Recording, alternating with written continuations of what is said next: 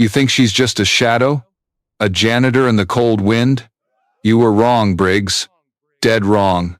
On the frozen firing range of Alaska, where the wind howled through snow-covered mountains, Maria Vega quietly picked up spent shell casings.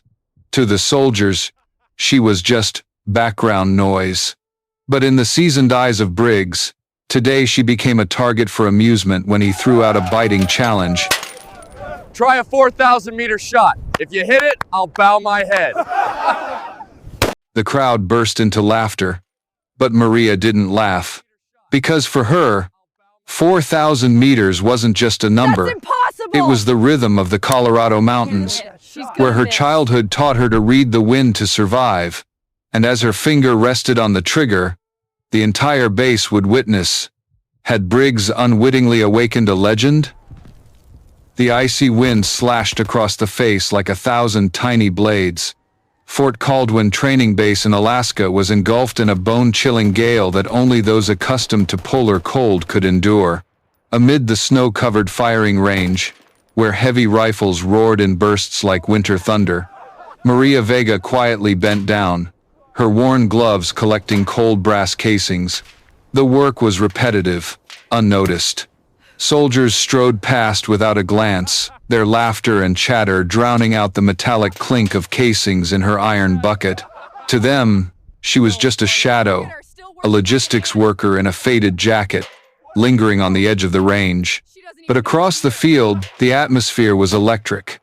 Staff Sergeant Cole Briggs, the name synonymous with the pride of the sniper team, stood tall among the young soldiers. He cradled his MRAD rifle like a prized possession, his eyes gleaming as he boasted about his farthest shots. Each word cut through the crowd's admiration, eliciting nods and loud laughs. Maria bent lower, the cold wind slipping under her collar. She'd heard these speeches countless times, the worship of the art of sniping, the bragging about numbers and records that never approached the impossible. She stayed silent, but in that silence, memories blazed. Childhood nights on Colorado's slopes, her father teaching her to listen to the wind whistling through rocky crevices, teaching her that bullets obeyed physics, not rank or insignia. A mocking laugh snapped her back to the present. Briggs looked straight at Maria, his hand slapping the rifle's stock. His voice rang out, challenging the storm itself. You there, the shell-collecting girl? Ever tried shooting anything past 500 meters? Or do you just know how to bow and clean up after others? The range erupted in laughter. A laughter colder than Arctic wind, hammering into Maria's ears like blows. The young soldiers joined in, as if they'd found a new game to break the monotony of grueling training. Maria paused. A casing slipped from her glove, falling into the snow. She stood straight, her slender frame cutting through the white mist. Her face was reddened by the wind, but her deep black eyes remained steady, unblinking. Briggs faltered for a moment at that silence, then smirked, sensing a chance to perform. He pointed toward the snow-shrouded mountains, where a weathered orange steel target stood so far it was barely a speck. See that icy hill? 4,000 meters. Further than the dreams of the best. If you hit it, I swear I'll kneel before the whole unit. But if you miss... He left the sentence hanging, but the surrounding laughter spoke for him. Maria didn't respond. Her breath formed thin wisps of vapor, her eyes locked on the distant white haze. In that moment, all sound seemed swallowed by the blizzard. Even the laughter felt superfluous. A challenge that seemed absurd. A shot even seasoned snipers wouldn't dare attempt. But for Maria, it wasn't just a challenge, it was an opportunity. An opportunity to prove that the quiet woman picking up shells was anything but invisible. Dear audience, grab a glass of water, take a moment to relax, and keep listening to the story. The twists are still to come.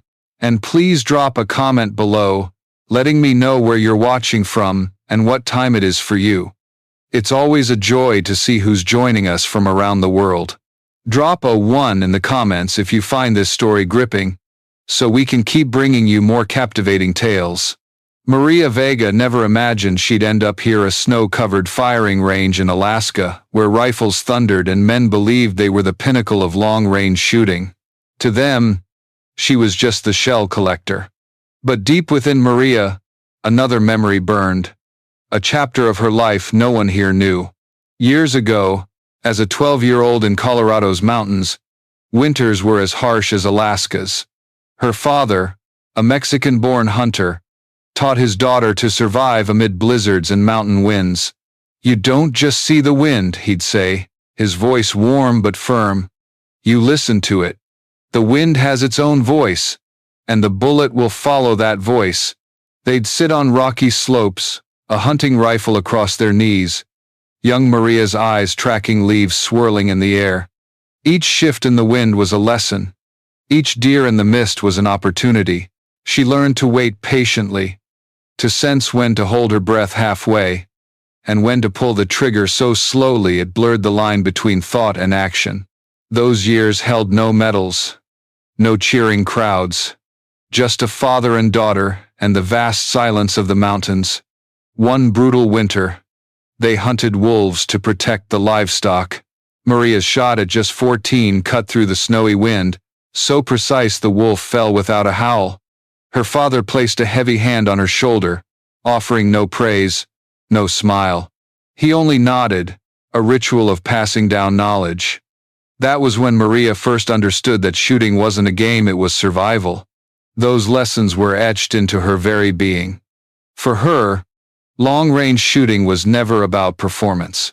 It was her family's dinner, survival in the cold night, proof of her father's quiet faith that his daughter could do anything even when the world saw only limits. But fate wasn't kind for long. At 18, Maria lost her father in a hunting accident, leaving a void nothing could fill. She joined the military, not to prove herself, but to escape the crushing weight of poverty. She didn't flaunt her skills or beg to join the sniper team. She chose a humble role: logistics, maintenance, cleanup, where no one asked questions, no one noticed. Yet every time a rifle's crack echoed across the range, Maria was back on Colorado's slopes, feeling her father's hand on her shoulder. She quietly observed, quietly remembered, as if every number, every angle was carved into her memory. In her faded jacket pocket she kept a small, tattered notebook, its edges frayed, filled with wind calculations and ballistic data gleaned from both training sessions and distant memories. Alaska's nights were long and cold. When the unit slept, Maria would stand outside, watching the fluttering flags. She counted rhythms, gauged wind speeds, and mentally adjusted for drift. No one knew the woman picking up shells was quietly honing herself, sharpening instincts that once kept her family alive. And then, this morning, Briggs had struck the tautest string in her heart. His challenge, 4,000 meters, was just a joke to the soldiers, a bit of entertainment. But for Maria, it awakened a past long dormant. In her mind, images returned vividly. Snow blanketing Black Ridge, wind cutting through mountain gaps, a bullet flying in silence, and her father's nod. Briggs didn't know what stirred behind the quiet eyes of the woman he'd just mocked. Maria took a deep breath. The freezing air stabbed her lungs, sharp but clarifying. She didn't need to prove anything to Briggs or anyone here, but she knew some moments couldn't be ignored. Some opportunities came only once, and if not seized, they'd vanish forever. Her hand tightened around the metal bucket. In the howling wind, Maria heard her father's whisper from a distant memory. Bullets don't obey people. They obey the truth. And the truth was about to ring out amid Alaska's ice, in a shot the entire base could never have imagined. Alaska's wind was never gentle. It screamed through uniforms, slipping into every crevice, clawing at skin like 1,000 tiny knives. The firing range was submerged in a white haze, snow swirling, visibility reduced to faint orange patches where the steel target stood at the edge of the horizon. Maria Vega stood still, her gloved hands clenched into fists. The laughter from Briggs and the soldiers still echoed around her, like knives sinking deeper into her steadfast silence. But when Briggs gestured, Handing her the ice-cold Barrett MRAD, Maria only nodded. No excuses, no expression. The heavy rifle rested on its bipod, looking like a slab of metal rising from the frozen ground. To the soldiers, it was a tool of war. But to Maria, it was a cold challenge, a mountain to conquer. She began with movements no one expected from a shell collector. Maria removed her right glove, letting bare skin touch the freezing metal. Her fingertips went numb, but that numbness sharpened her focus. Ballistic data? Her voice was steady, commanding, making Briggs pause. He sneered but answered, perhaps eager to see her falter. 375. Shaytak Sierra Match King 300 grain. Muzzle velocity around 2,650 feet per second. Maria nodded, murmuring as if cross-checking numbers with memory. Ballistic coefficient? A flicker of irritation crossed Briggs's face. He hesitated before snapping, 0.67. This time, no one laughed. The soldiers exchanged glances, falling silent. Only those who truly understood long-range shooting cared about that number. Maria needed no further explanation. She opened her worn backpack, pulling out a scratched, cracked screen PDA. No one knew why a logistics worker carried it, but as her fingers flew across the inputs, doubts began to fade. She entered data. 3,950 meters. Elevation, air pressure, temperature -18 degrees Celsius. Humidity 27%. Wind 12 miles per hour northwest. Numbers danced on the screen, ballistic equations taking shape. Maria frowned, pulling out her tattered notebook. Pages filled with years-old scribbles, formulas calculated in sleepless nights, now served as her compass. Drop around 50 feet. Wind drift 11, MOA right, elevation adjustment 36. MOA, she whispered, as if speaking to herself. A few soldiers snickered, but their laughter died as Briggs frowned, his confidence waning. Maria closed the notebook, looking up at the row of wind flags along the range. The red fabric fluttered, each telling a story. The wind swirled between the trees, shifting directions erratically. She stepped left, dipped her fingers into the snow, then raised them. The cold air wrapped around her skin, but Maria only nodded, confirming a silent judgment. She lay down, pressing her body into the icy ground. Legs spread, elbows anchored, rifle steady on its bipod. Her breath formed white clouds. Every detail was controlled. The stock pressed into her shoulder, her cheek against the cold metal, her eyes aligned with the scope. But physical preparation was only half the battle. The rest and most crucial was mental clarity. Maria closed her eyes briefly, letting the howling wind blend with her heartbeat. She remembered her father, the nights hunting wolves, the feeling of a bullet streaking silently through the dark. When she opened her eyes, her gaze was clear as a frozen lake. The soldiers around her held their breath. They no longer saw an anonymous logistics worker. They saw a shooter entering a state only the truly skilled could reach, where breath, heartbeat, wind, and bullet became one. Maria whispered, "This isn't a game. This is math. And math never lies." The range fell still. The mocking laughter was gone, replaced by an uneasy silence, as if no one wanted to admit they were captivated by the movements of a woman they'd barely noticed before. Maria Vega stretched out fully on the ice, her body blending into the cold white expanse. The frozen ground pressed against her chest, but she didn't flinch or shift. In her world, everything now had to be as still as stone, with only her breath allowed to waver. She pulled the rifle stock into her shoulder, feeling its weight settle into her bones.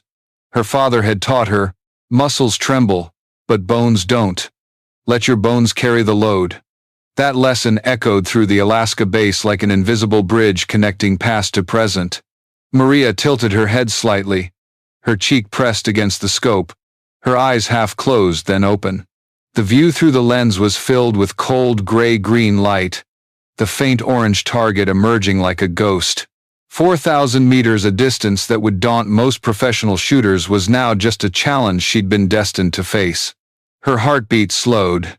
She inhaled deeply, the icy air stabbing her lungs, then exhaled a white mist that clouded the scope. 1 beat, 2 beats. She held her breath halfway, listening to the blood pulsing in her ears. At this distance, a single misplaced heartbeat could turn a shot into failure. Nearby, Briggs stood with arms crossed, his smirk clinging to his lips but his eyes no longer bold. The young soldiers shifted, stifling their breaths. Even the northern wind whistling through the mountains seemed to quiet, as if nature itself held its breath with them. Maria adjusted the bipod, gently turning the scope's turret, each click ringing clear in the still air. 34 MOA elevation, 11 MOA wind right, every adjustment calculated beforehand. No hesitation, no wasted movement. A corporal nearby whispered, She actually knows what she's doing." No one responded.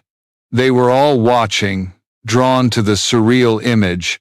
A woman in a worn jacket, her cheek pressed to a rifle as if she'd spent her life in that position.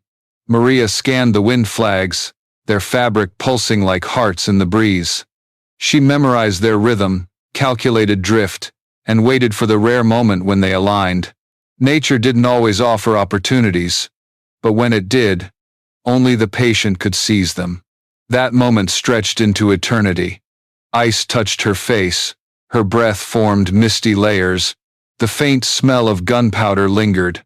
Maria felt snowflakes settle on her back, but she banished them from her mind. In her vision, only the distant orange circle remained the sole target. She closed her eyes for a fleeting second. In that darkness, memories returned. A Colorado winter night, 14-year-old Maria prone on a cliff's edge, her father whispering beside her, "Don't fight the wind. Let it guide the bullet to its path." Maria gave a faint smile. Memories weren't a burden, but a reminder. When she opened her eyes, her gaze was sharp as a blade. She shifted the rifle imperceptibly, aligning the crosshairs perfectly with the distant target. Her breath was steady, her heartbeat even. No more laughter, no more scornful glances, just Maria and the bullet yet to fire. A strong gust swept through, the farthest flag whipping violently. Maria didn't shoot. She waited. Seconds later, the wind eased. The flags drooped. The mirage in the air shivered, then stabilized. That was the moment she'd learned to recognize since childhood. Maria whispered, just loud enough for herself. Now, her finger eased onto the trigger. No rush, no tension. Just a smooth, natural motion. Like breathing. The rifle erupted in a deafening roar. Flame flashed from the muzzle, scattering the thin snow around the bipod. The recoil slammed into Maria's shoulder, but her body held firm, absorbing the shock through her steady frame. For a brief moment, the range trembled, then fell into absolute silence. The bullet left the barrel, streaking into the white void, vanishing from sight in an instant. But its journey had just begun. 4,000 meters, a distance too far for the naked eye to follow, too long for a soldier's heart to stay steady in anticipation. Flight time, 7 seconds. But in that moment, each second stretched like a lifetime. Second one, the echo lingered in the mountains. Gun smoke blurred into the cold wind. Soldiers tilted their heads, eyes straining for a non-existent bullet trail. Briggs gripped his spotting scope, his hands trembling slightly, clinging to his fading arrogance. Second two.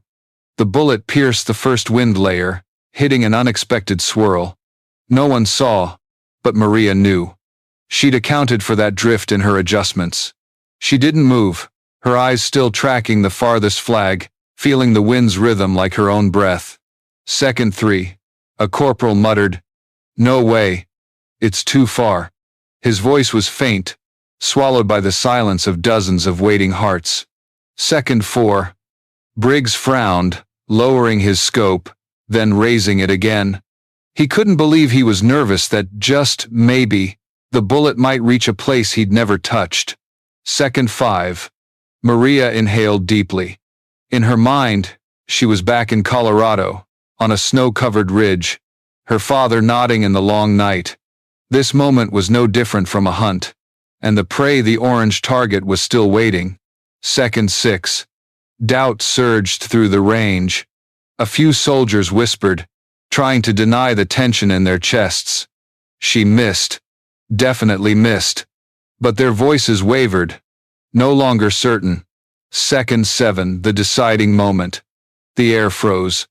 Everyone held their breath. Then, from the distance, a sharp, thin sound cut through the silence. Crack. The sound of steel breaking. The orange target shuddered under the impact, a small dent appearing dead center. The crowd went still. The metallic echo carried through the icy valley, sinking into every ear, more profound than any explosion. A heavy silence descended. No one could believe their eyes. No one spoke. Even Briggs froze, his eyes glued to the scope, his face pale. Maria remained prone, her eyes leaving the scope, taking a slow breath. To her, it wasn't a miracle. It was just math, patience, and memories of Colorado nights. Among the young soldiers, awe replaced mockery. Some unconsciously removed their caps, as if standing before something beyond routine training. A corporal gasped, "My God, she actually did it." Briggs lowered his scope, his hands shaking. From his lips came a whisper devoid of arrogance. "No way, dead center." She hit dead center. Maria rose slowly. Her breath formed white clouds, veiling her wind-reddened face. She didn't smile or cheer, only gazed toward the distant target. In her eyes, there was no surprise, just the calm of someone who knew she'd done what was necessary. The base seemed to stop breathing. And in that silence, a truth no one could deny emerged. The woman once dismissed, who picked up shells in the icy wind, had just achieved what even the most seasoned shooters hadn't dared to attempt. The metallic crack still echoed through the icy valley. It spread, mingling with the howling wind, striking each soldier like an undeniable verdict. Their eyes widened, locked on the distant orange target, trembling faintly. Briggs was the first to break the silence, but his voice was hoarse, stripped of confidence. "No way. It's an illusion." The wind carried the sound. He leaned into his scope, eyes straining to pierce the distance. But the image was brutally clear. A fresh dent, dead center, still smoking faintly in the cold. Briggs swallowed hard, his hands clenching until his knuckles whitened. The young soldiers murmured. Some were shocked, others awed, but no one dared laugh. A corporal whispered, "Dead center. I swear, it hit dead center." Maria rose slowly, her movements calm, as if she'd just finished a routine task. She brushed snow from her jacket, her breath forming thick vapor. In her eyes there was no pride, no surprise, just the calm of someone who knew her limits were only human constructs. Briggs forced a laugh, trying to salvage his authority. "No. Maybe. The target was already cracked, or the wind blew ice into it." But his words were cut off by a gruff voice from behind. "No, Staff Sergeant. I had the surveillance camera running from the start." All heads turned. A technical officer stood at the range's edge, holding a military tablet, its screen showing footage from a long-range camera on the observation tower. The crowd surged forward. In the shaky video, the bullet streaked through the white haze, striking the target's center. Slow-motion playback framed it like a blade cutting through Briggs' lingering pride. No one could deny it now. The truth was recorded, undeniable. Briggs's face paled, his lips trembling, his hands falling limp as if he'd lost something vital. The unit turned back to Maria. The woman once remembered only as the shell-collecting shadow now sat upright on the ice, her deep black eyes reflecting Alaska's dim light. In that moment, the silence transformed into a strange reverence. A young private whispered, "She's not just logistics, she's a shooter." One by one, The soldiers who'd mocked and scorned her now couldn't meet her gaze. They bowed their heads, not by order, but because deep down, they knew witnessing something beyond training manuals was a rare privilege. Briggs stepped forward slowly, each step leaving heavy tracks in the snow. His face twitched between crushed pride and reluctant acknowledgement. He stopped before Maria, staring long, then said hoarsely, "Vega, I owe you an apology. An apology the whole unit needs to hear." Maria gave a slight nod, her eyes unwavering. "No need, Staff Sergeant. I understand why you thought that way." "No," Briggs cut in, his voice rising, trembling but sincere. "That's not okay. We're professionals. And a professional recognizes talent, no matter where it comes from." He took a deep breath, turning to face the unit, his voice echoing through the icy wind. "Today, Maria Vega, the woman we looked down on, just did something none of us dared dream of. Remember this. It wasn't luck. It was skill. It was the truth." The young faces bowed in unison. The silence became an unspoken oath. Maria stood, no cheers, no raised rifle. She walked quietly past Briggs, her eyes glancing toward the distant mountains where the target still bore her mark. In her heart, it wasn't victory or revenge. It was confirmation that her past had never abandoned her, that her father's lessons had found a place to shine. That orange target was no longer just a hit mark. It became a symbol of truth revealed, of arrogance crushed, and of a woman once overlooked now standing among legends. The news spread faster than Alaska's cold wind. Within hours of the shot, Fort Caldwin buzzed with one name: Maria Vega. The woman who'd bent to pick up shells that morning was now the center of every conversation. Grainy videos hastily shot from soldiers' phones, circulated through internal groups, though shaky and blurred. The sound, that metallic crack of steel breaking, rang clear, stopping every heart for a moment. The commanding officers summoned Briggs to a meeting, demanding a detailed report. And Briggs, once the loudest scoffer, now had to sign a formal commendation for Vega. In his report he wrote, "This shot not only demonstrated technical ability but also showcased composure, discipline, and patience beyond standard." It was no longer mockery. It was acknowledgement tinged with both respect and bitterness. The next day, Maria was called to the commander's office. The grizzled colonel, known for his harshness, studied her for a long moment before speaking. "Do you know what you've done, Vega? You've shattered every assumption we had about the limits of sniping. And you've put yourself on a path you can't turn back from." Maria didn't reply. She stood straight, her eyes as calm as ever, because she knew extraordinary moments always came with a price. In the weeks that followed, Maria was no longer just a logistics worker.